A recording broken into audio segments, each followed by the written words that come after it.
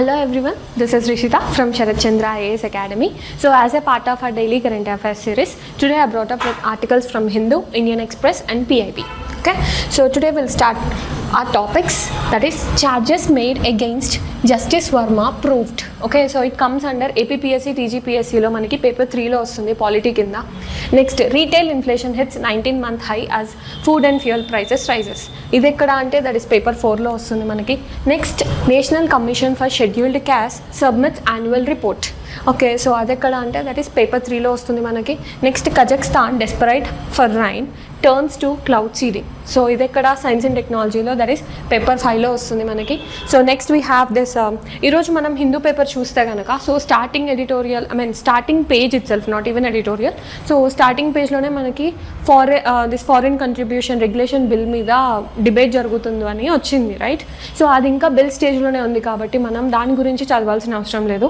But ఆ particular దాంట్లో మాత్రం they discussed about joint parliamentary committee. Okay, so పాలిటీలో ఈ కాన్సెప్ట్ని అర్థం చేసుకోవడం it is very essential in exams point of view. Okay, so I came up with that particular concept under prelims.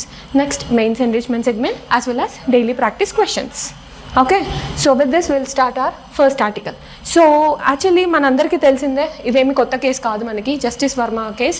So it's an eye opening case అని చెప్పొచ్చు అనమాట. Okay, so రీసెంట్గానే 2 days back I told you the challenges of judiciary. ఏంటంటే అపాయింట్మెంట్లో అవ్వచ్చు, లేదంటే some sort of అడ్మినిస్ట్రేషన్లో చాలా ఒపాక్యూనెస్ అనేది ఉంది అని చెప్పి. ఏంటది?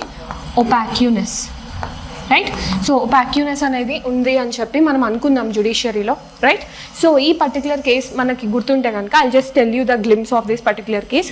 సో దిస్ జస్టిస్ వర్మ గారు, he use to be a judge of Delhi high court. Okay, some fire accident అయిందని చెప్పి ఏదో రెస్క్యూయర్స్ వస్తే వాళ్ళకి వాల్స్ మధ్యలో చాలా అమౌంట్ అంటే క్యాష్ అనేది కనిపించింది, కట్టల క్యాష్ కనిపించింది. So that has made every Indian, okay, so to question what is happening in judiciary. అసలు ఏమవుతుంది, అసలు ఎందుకు వచ్చింది ఇంత క్యాష్, అసలు ఎక్కడైనా కానీ కరప్షన్ జరిగితే న్యాయం చేయండి అని చెప్పి వెళ్ళేదే మనం జ్యుడిషియరీకి. అసలు జ్యుడిషియరీ వల్ల ఇంత కరప్షన్ చేస్తున్నారా అని every Indian started questioning, right? So later on this particular judge was transferred to Allahabad High Court. Okay, so after transfer to Allahabad High Court, so manaki Lok Sabha lo oka motion anedi pass ayindi atani removal meeda.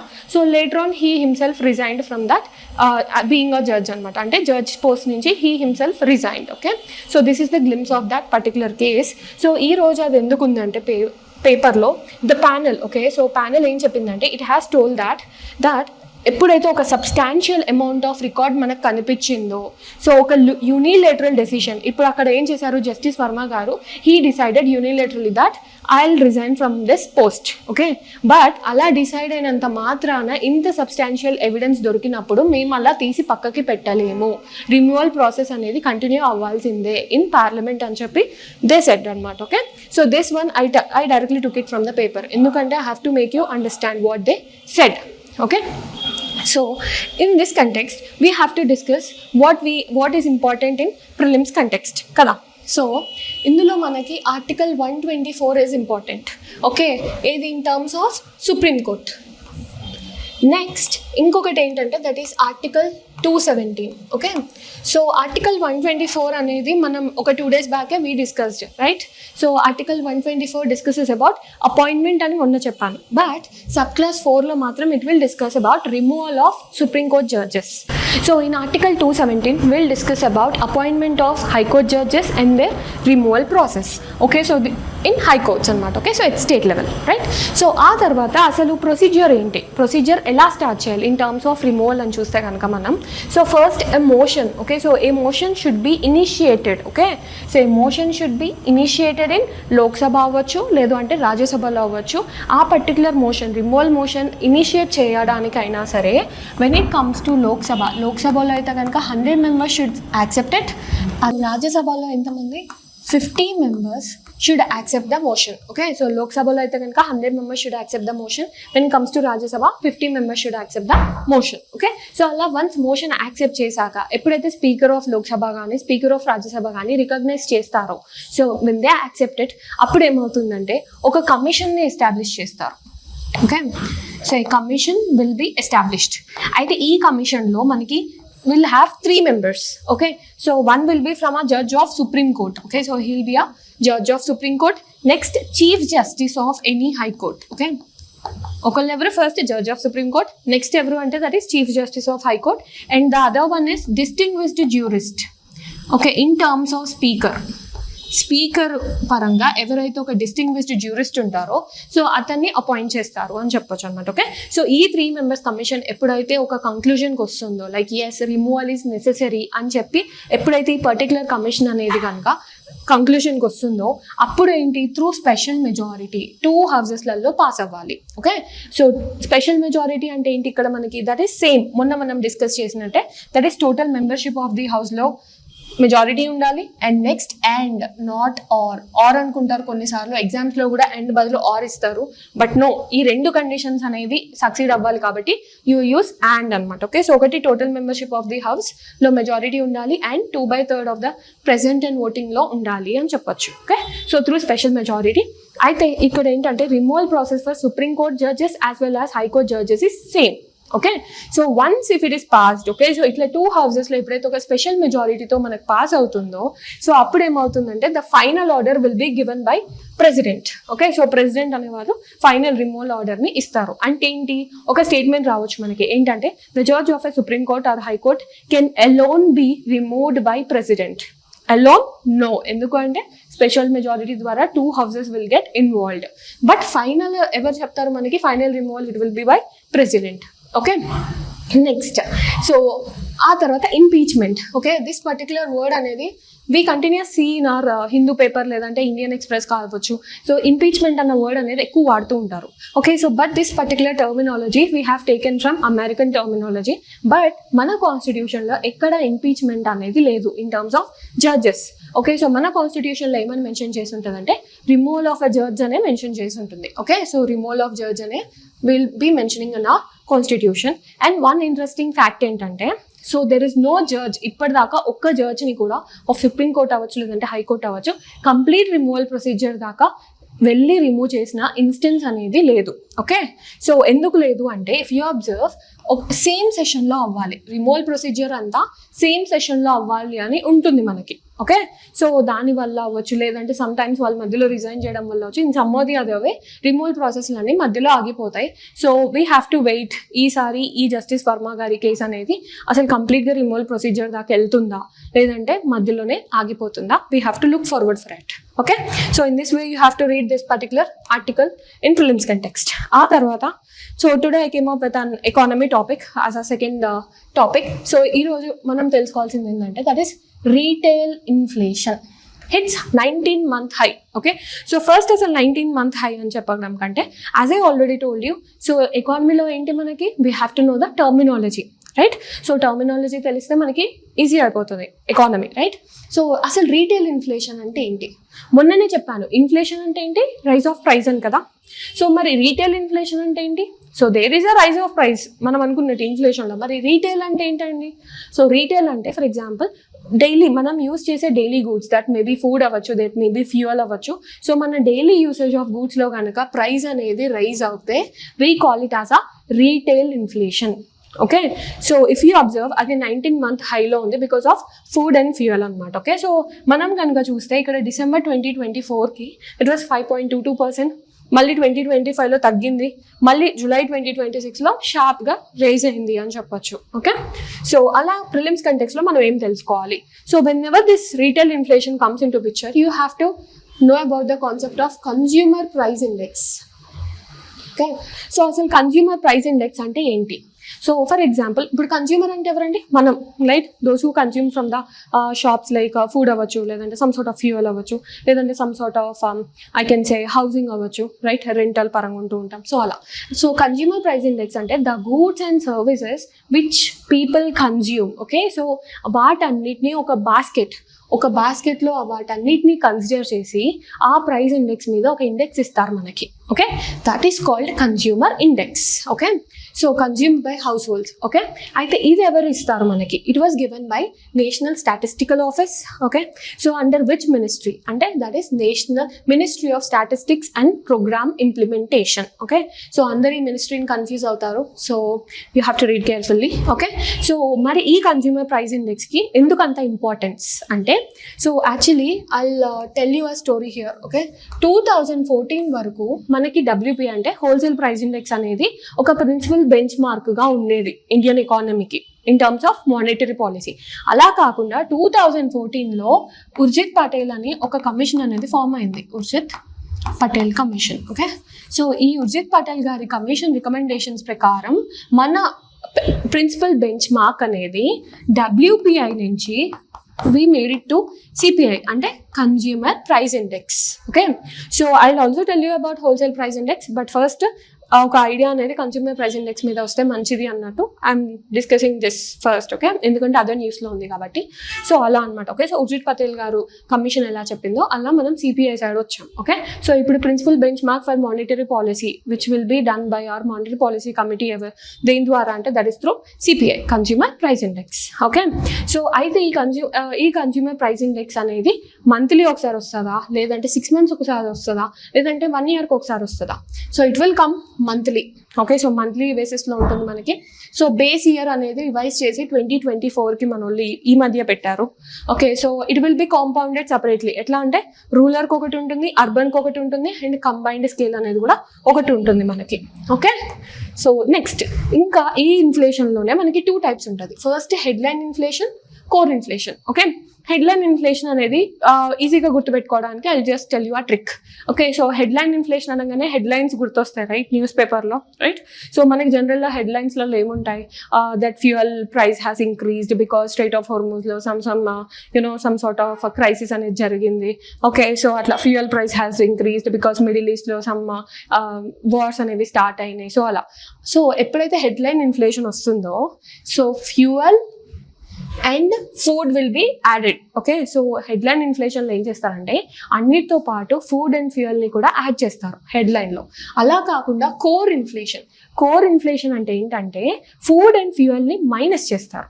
అంటే ఏంటి, while they are calculating core inflation they will not include okay this food and fuel. ఎందుకు అంటే if you observe food and fuel అనేది very volatile, అంటే స్టేబుల్గా ఉండవు.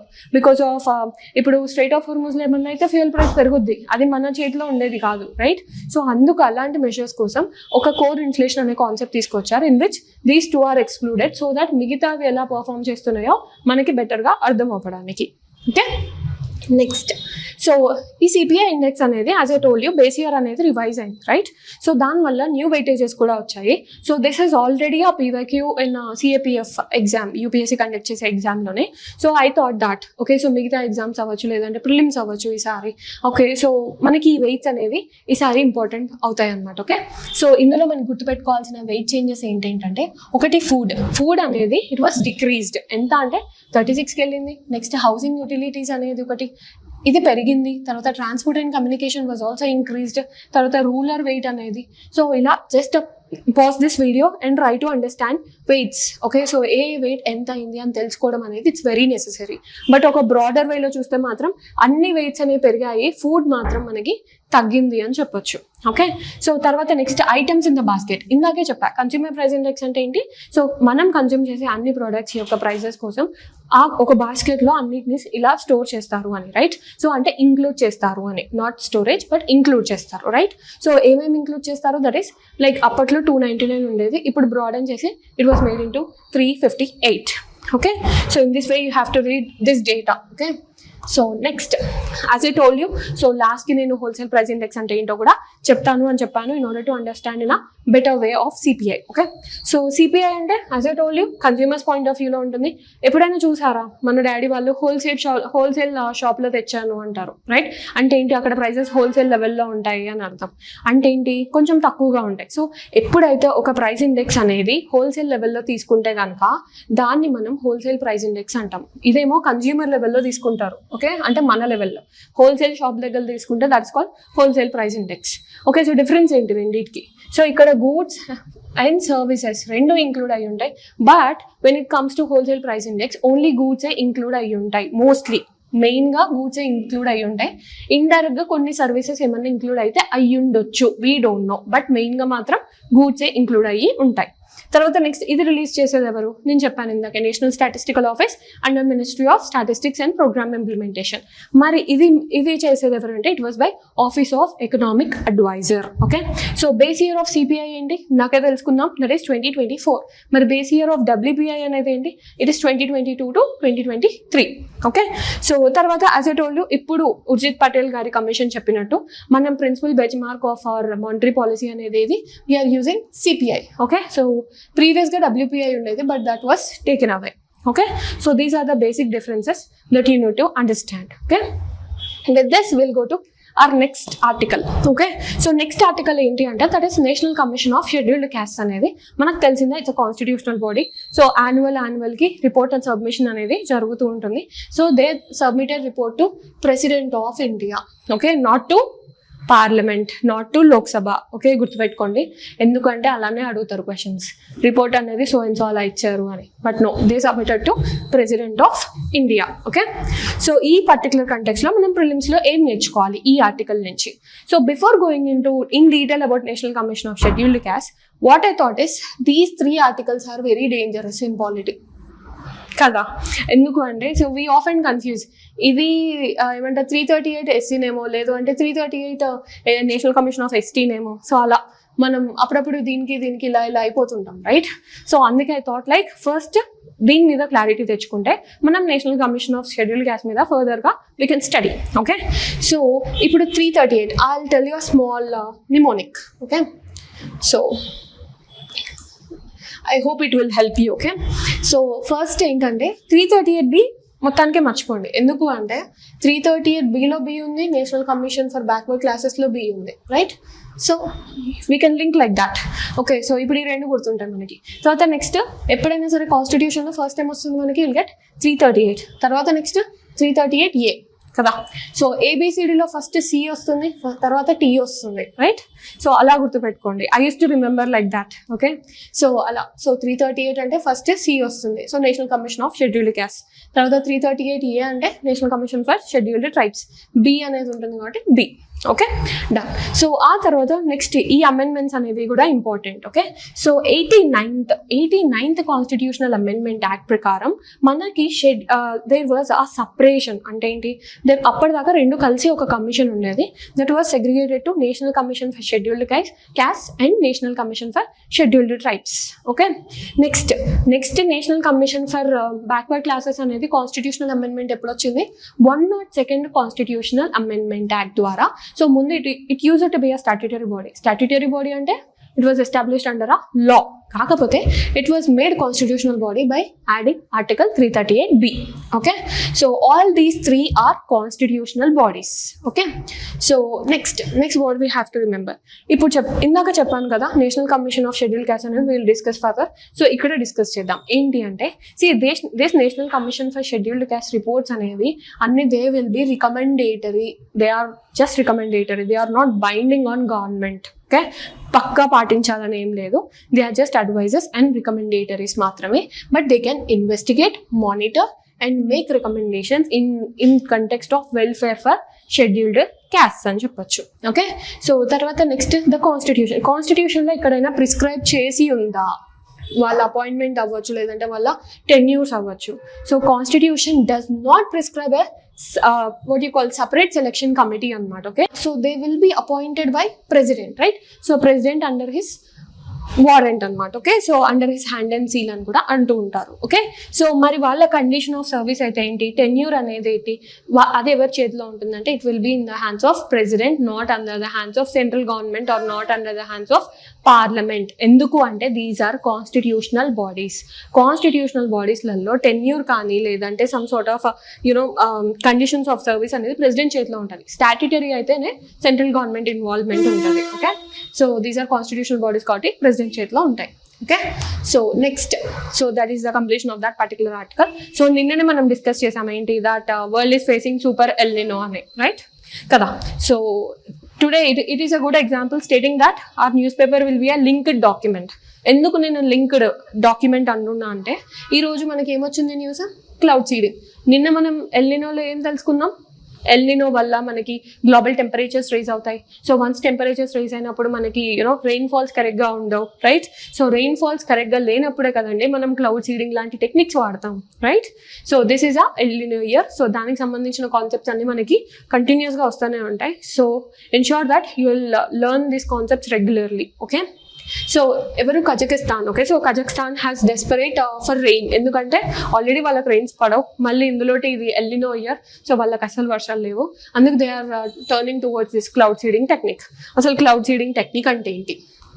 First, we'll discuss what a cloud seeding technique is before going into the chemicals and everything. Okay, knowledge paranga kaakunda first we'll see process.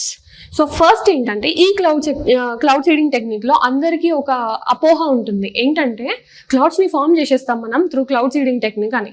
But no, clouds అనేవి కొత్తవి మనం form చేయం. Already exist అయిన క్లౌడ్స్లోకే wheel inject the salts అవ్వచ్చు, లేదంటే some ice crystals అవ్వచ్చు. But మనం clouds కొత్తగా క్రియేట్ చేసేది ఏమి ఉండదు. సో ఫస్ట్ వాళ్ళు చేసేది ఏంటంటే they will find this suitable clouds.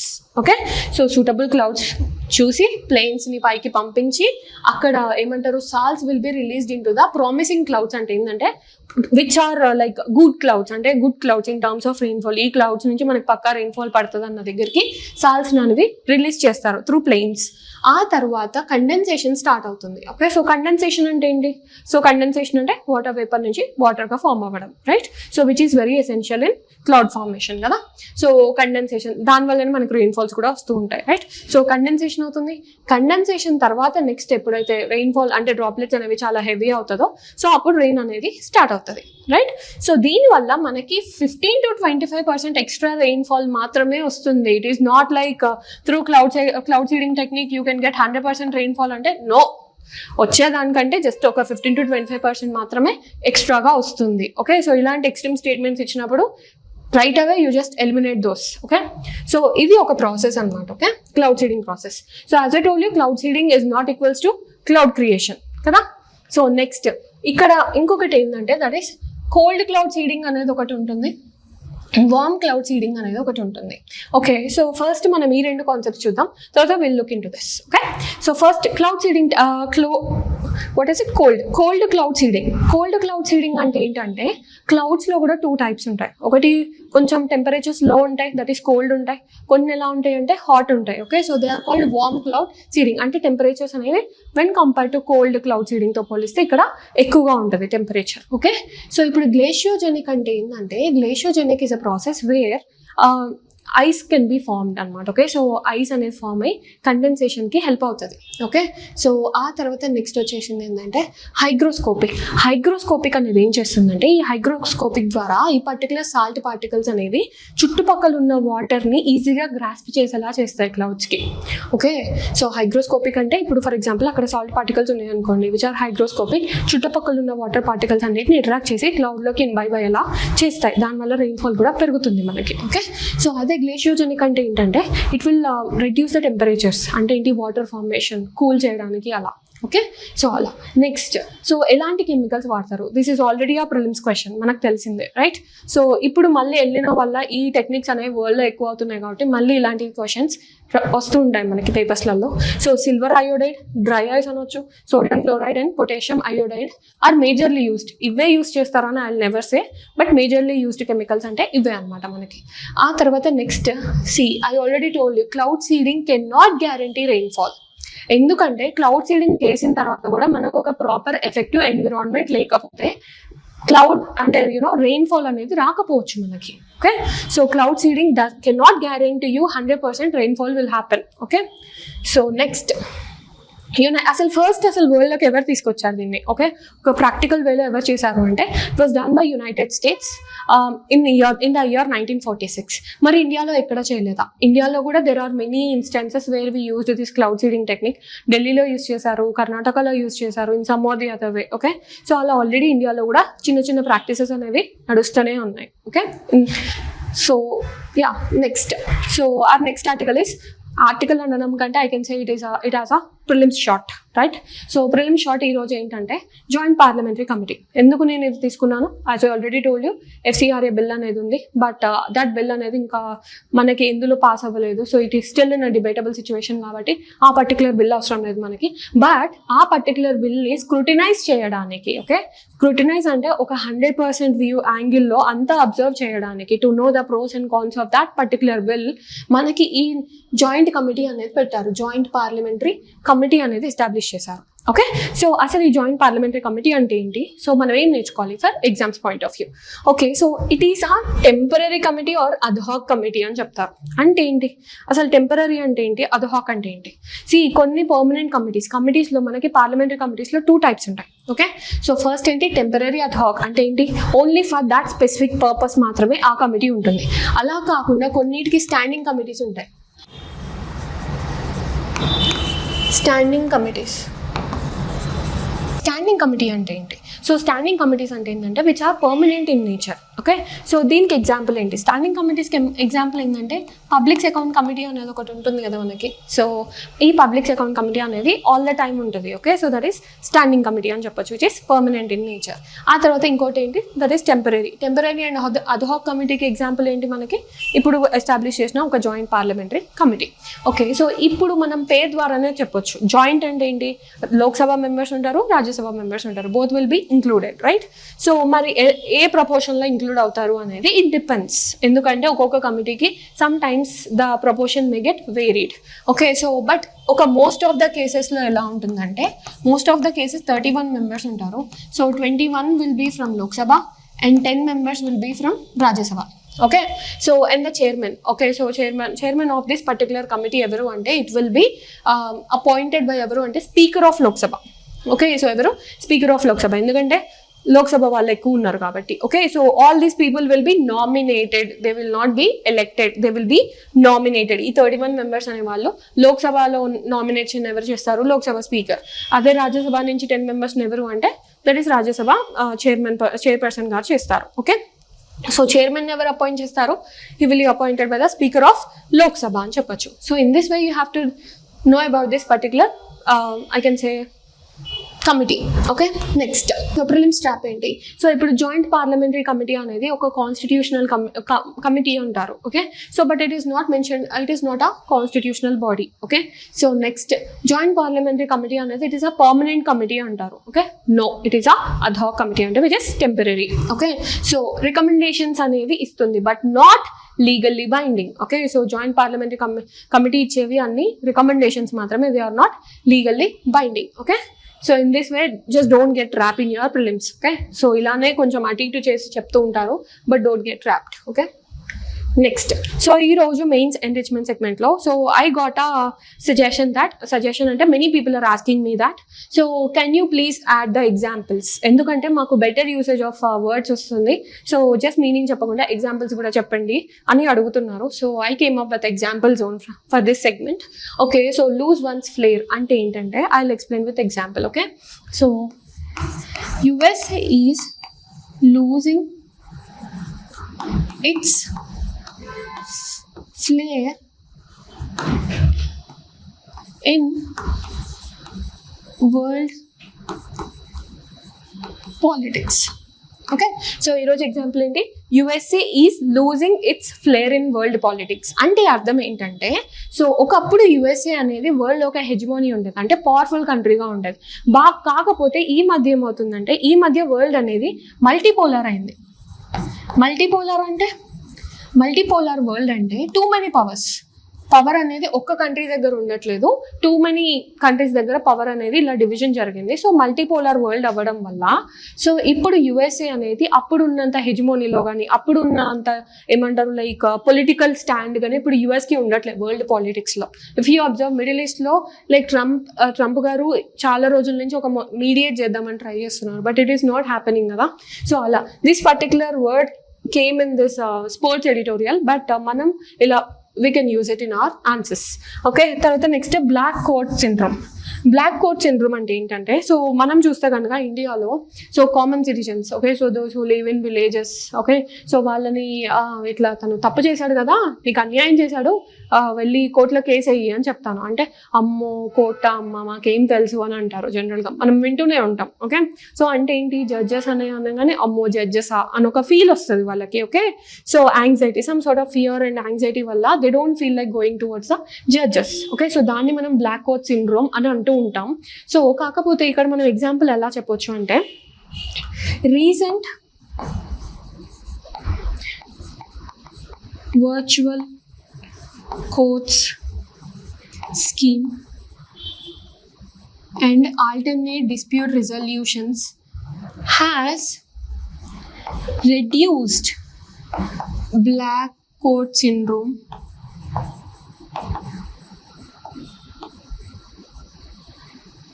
among Indians. Okay, so ఇలా కనుక మీరు యూజ్ చేస్తే, polity is nothing but law language కదా, టర్మినాలజీ అనేది పాలిటీలో important. As I told you, మనం డిస్కషన్స్ కంటే డెలిబరేషన్స్ అంటే బాగుంటుంది అన్నట్టు. సో ఇలా బ్లాక్ కోట్ సిండ్రోమ్ని కూడా వాడండి, it will give you better marks. ఎందుకంటే చాలా పొలిటికల్గా రాస్తున్నట్టు అనిపిస్తుంది, లా లాంగ్వేజ్లో రాసినట్టు అనిపిస్తుంది. సో ఇక్కడ పర్టికులర్ ఎగ్జాంపుల్లో నేనేం చెప్పానంటే, వర్చువల్ కోర్ట్స్ మనం చూసింది ఈ మధ్య, వర్చువల్ కోర్ట్స్ అనేది కూడా ఎస్టాబ్లిష్ చేస్తున్నారు మన ఇండియన్ జ్యుడిషియరీ, రైట్? సో అదొకటి. ఆ తర్వాత నెక్స్ట్ ఆల్టర్నేట్ డిస్ప్యూట్ రెజల్యూషన్స్ వల్ల, so black coat syndrome which causes fear and anxiety among Indians, that is reducing gradually అని చెప్పాను ఎగ్జాంపుల్లో. So in this way you can use. Okay, so next quote of the day ఏంటంటే, be the change that you want to see in the world. Okay, so this was told by Mahatma Gandhi గారు. సో ఇది ఎక్కడ వాడొచ్చు అంటే, you can use in your ethics paper. Okay, so for example మీరు ఒక IAS officer అయ్యారు అనుకుందాం. ఓకే, సో మీ ఆఫీస్ వాళ్ళని పంచువల్గా రండి మీరు అని చెప్తారు, right? So but first you need to come punctually కదా. So be the change that you wish to see in the world. Okay, so అలా ఎథిక్స్ ఆన్సర్స్లో you can use this particular quote in order to make your answers unique. Okay, so next, so ఈరోజు prelims question అనేది, so I brought directly this from prelims అంటే ఏమంటారు, prelims PYQగా I brought it, ఎందుకంటే this is already ఒక question కాబట్టి. So try to answer this and answer in the comment section. So next I brought on inflation. So ee roju inflation meeda it's 19 month lo high undi kabatti it's very important in current affairs context. So try to solve this. So next, so yesterday మన mains question ఏంటంటే, it's about El Nino. Okay, so El Nino concept గురించి we discussed in a brief way. So before going to this particular question, so జాగ్రఫీలో mains కంటెక్స్లో మనం ఎలా రాయాలి questions, whenever a geography concept comes, అది volcano అవ్వచ్చు, లేదంటే సునామీ అవ్వచ్చు, లేదంటే ఎల్నినో అవ్వచ్చు, ఒక డయాగ్రామ్ అనేది మాత్రం పక్కా మనం గీయాల్సిందే. So you need to mention diagram. Okay, so ఇక్కడ డయాగ్రామ్ ఎలా చెప్పొచ్చు మనం, you can draw this Australia, okay, you can draw here South America, so somewhere you can draw here India. So అలా మనం పెట్టి ఇట్లా ట్రేడ్ విన్స్ అనేవి ఇలా వచ్చేవి, బట్ మళ్ళీ అది నార్మల్ ఇయర్, నిన్న నేను చూపించాను కదా సేమ్. సో ఇక్కడ సౌత్ అమెరికా ఉంది, బట్ ఎల్నినో టైంలో ఇలా వెళ్తాయి. సో ఒక పిక్టోగ్రఫల్ వ్యూ అనేది నెసెసరీ, ఎందుకంటే geography is all about concepts కదా. సో జాగ్రఫీలో డయాగ్రామ్స్ ఆర్ మచ్ నెసెసరీ. నిన్న మనం ఇచ్చిన ఒకసారి you can see that document. Okay, so you can see this. Okay, so ఆ డయాగ్రామ్ అనేది మీరు ఇంకా గీస్తే ఇంకా బెటర్ మార్క్స్ అనేవి వస్తాయి జాగ్రఫీలో. Okay, so from today onwards I will ensure that this PDFs will be included in the links. Okay, so ఎందుకంటే ఇలాంటి డయాగ్రామ్స్ అనేవి మీకు PDFs ద్వారా వచ్చాయి అనుకోండి, you can store them in your digital documents and you can use whenever possible, right? So from today I will make sure that these PDFs will be included. Okay, so అలా ఒక diagram అనేది మీరు పక్క గీయాలి geography క్వశ్చన్స్లలో. Okay, so తర్వాత so you can start introduction ఎలా start చేయొచ్చు. You can say that today this time we are going have this super El Nino అనేది ఒకటి ఉంది మనకి సారీ అని చెప్పి. తర్వాత నెక్స్ట్ బాడీ. సో ఇందులో బాడీ అనుకోవడం అంత కష్టమేం కాదు, because I already read the question. So ఇక్కడ ఏమన్నారు, El Niño is not merely an oceanic phenomenon but has a far reaching implications. So this implications for India's monsoon agriculture economy. So implications అనగానే అందరూ either positive రాస్తారు, వదిలేస్తారు, లేదంటే కొంతమంది negative రాస్తారు, వదిలేస్తారు. అలా కాకుండా implications will be positive as well as negative. Okay. So 2 dimensions mention చేయాలి to ensure better score. Okay. So ఇంప్లికేషన్స్లో ఫస్ట్ పాజిటివ్ ఇంప్లికేషన్స్లో ఏంటి, మన సౌత్ వెస్ట్ మాన్సూన్ అనేది ఇంకా బెటర్ అవుతుంది. ఓకే. సో దానివల్ల మన అగ్రికల్చర్, ఓకే, సో అగ్రికల్చర్ అనేది బెటర్ అవుతుంది. ఓకే. తర్వాత నెక్స్ట్ ట్రీ కవర్ అనేది కూడా పెరుగుతుంది బికాస్ రైన్ఫాల్ అనేది ఎక్కువ వస్తుంది కాబట్టి. ఓకే. సో అలా మనం పాజిటివ్ ఇంప్లికేషన్స్ అనేవి రాయొచ్చు. ఓకే. సో ఇంకా మాన్సూన్ అడిగారు, అగ్రికల్చర్ వచ్చారు, తర్వాత నెక్స్ట్ ఎకానమీ కూడా ఈ కంటెక్స్లో కూడా ఒక పాయింట్ రాయాలి మనం. సో ఎకానమీ పరంగా ఎలా రాయొచ్చు, India is an agrarian economy. Okay. So agrarian economy కాబట్టి సో మనకి వెళ్ళిన ఏమన్నా ఎఫెక్ట్ చేస్తే మన కంప్లీట్ ఎకానమీనే ఎఫెక్ట్ అయ్యే ఛాన్సెస్ ఉంటాయి because nearly 45% of our employment will be in primary sector. So అలా. ఆ తర్వాత నెక్స్ట్ నెగిటివ్స్. మరి నెగిటివ్స్ ఏం రాయాలి? సో నెగిటివ్స్ ఏంటంటే, సో వరల్డ్ టెంపరేచర్స్ అనేవి రైజ్ అవుతున్నాయి. సో ఇట్లా రెయిన్ఫాల్ తగ్గితే కనుక మనలాంటి అగ్రేరియన్ ఎకానమీస్ అనేవి తట్టుకోలేవు. సో అదొకటి రాయొచ్చు. తర్వాత నెక్స్ట్ ఒక సైక్లిక్ రియాక్షన్ అయిపోతుంది చూసారా, అంటే ఎక్స్ట్రీమ్ ఈవెంట్స్ ఎక్కువైపోతున్నాయి. అయితే లానినా లేదంటే ఎల్నినో, ఎల్నినో రెండు ఎక్స్ట్రీమ్సే, రైట్. సో దానివల్ల కంటిన్యూస్ ఫ్లడ్స్ రావడం ఇన్ ఎకానమీస్, లేదంటే డ్రాట్స్ రావడం, సో అలాంటివి. సో ఇలా మనం ఛాలెంజెస్ కూడా చెప్పొచ్చు. ఓకే. సో అలా మనం ఛాలెంజెస్ అంటే not challenges, I can say negative implications కూడా చెప్పొచ్చు, రైట్. సో ఇలా నెగిటివ్ ఇంప్లికేషన్స్ కూడా రాసాక next you have to draw conclusion. So కంక్లూజన్లో ఎలా చేస్తాం, you can mention about United Nations sustainable development goals. ఎలా ఏం మెన్షన్ చేయొచ్చు, you can mention this 13, okay, next 14, 15. So ఇవి కూడా మెన్షన్ చేయొచ్చు. అంటే క్లైమేట్ యాక్షన్ ఏంటి, లైఫ్ బిలో ద ఎర్త్ ఏంటి, లైఫ్ ఆన్ ద ల్యాండ్ అనేది ఒకటి. సో ఇలాంటి డెవలప్మెంటల్ గోల్స్ని ఇంక్లూడ్ చేసి మనం కంక్లూజన్ని ఎండ్ చేయొచ్చు అనమాట. Okay. So this is how you need to write this particular question. Okay. Next mains question ఈ రోజు ఏంటంటే, I thought of giving on CPI. ఇప్పటిదాకా మనం ఎప్పుడు we didn't write any question on economy కదా. So today will write a question on economy. So geography questions ఎలా రాయాలో చెప్పాను. So tomorrow I will make you understand how to write economy questions as well. So try to answer this particular question. Okay, and tomorrow we'll discuss this question. Okay, so thank you. This is from Sarat Chandra IAS Academy, your dream, our mission.